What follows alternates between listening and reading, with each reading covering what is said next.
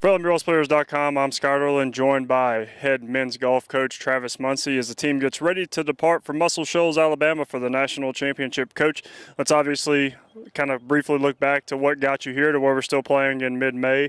A tie for or a fifth place finish over there at the Southeast Regional in a just brutal field. Obviously, it took some great play by your team. Just kind of reflect on that tournament and your emotions, particularly that final day when you kind of knew you would clinch a spot in the national championship. Yeah, it was a pretty big day that last day. You know, after we made the turn, going to the back nine, we had about a 10-shot gap between fifth and sixth. So, it started easing off a little bit, knowing that, we got a good shot, and probably if the wheels don't fall off between the last nine, that, we had a good shot of getting in. So, and it was a nice redemption for the guys. We played so poorly at our conference championship, and then they turn around, they bounce back and play the best they ever had in a super region. You were kind of led, the tournament was led really by Sam Broadhurst and Harry Boyle. They both finished in the top six individually.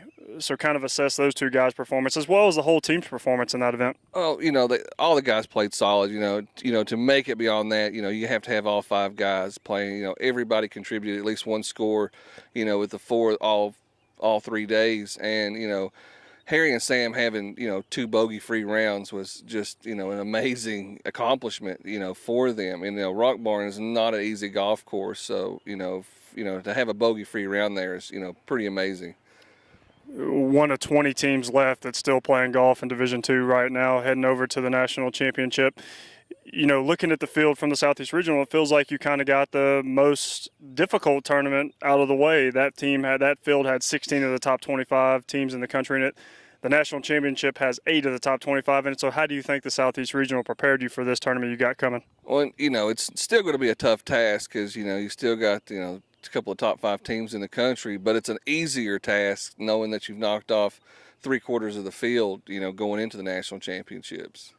So, and now, how do you think playing against in that field and kind of enduring, that strength of field that we talk about the Southeast Regional prepares you for this tournament? Well, we got to play with some of the best schools all 3 days because, we was up near the lead, the Berries, the Lynns, and those schools, and the guys see that they can play head-to-head with them. So, it was a really good for us to play with those schools and know we can beat them to give us momentum going into the national championship because, once you get to that match play, they get down to the 54 holes in the top 8 playing the match play. Once you get to that match play portion of it, anything can happen.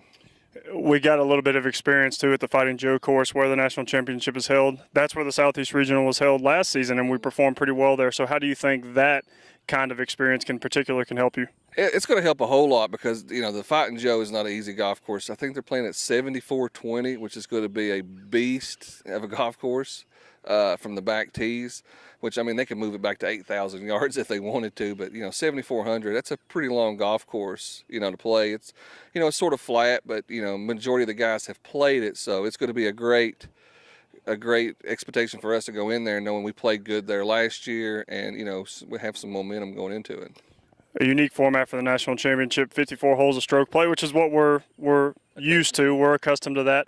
But then if you finish in the top 8, it goes into match play, which is a unique format in itself. So kind of just talk about the preparation for a tournament of this format. Well, it's sort of misleading. It's not true match play. It's head-to-head stroke play, basically. They call it match play, but it's basically head-to-head stroke play. So if I was playing you, it's just like I would get a point for if I beat you, in the 18 holes. So it's a little bit misleading, but it's a head-to-head stroke play, 1 through 5.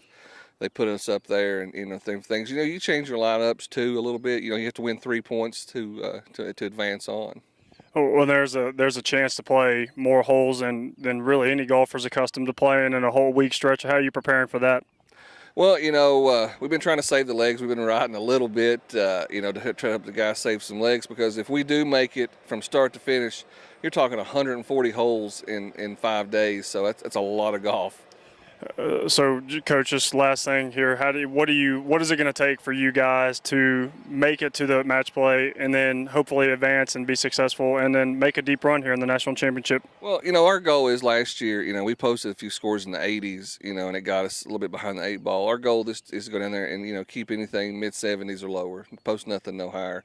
Because, it's just like any other tournament. You can't win it the first day, but you can lose it the first day. So our goal is just to go down there and play the golf we've been playing and just post some nothing worse than mid-70s up on the scoreboard.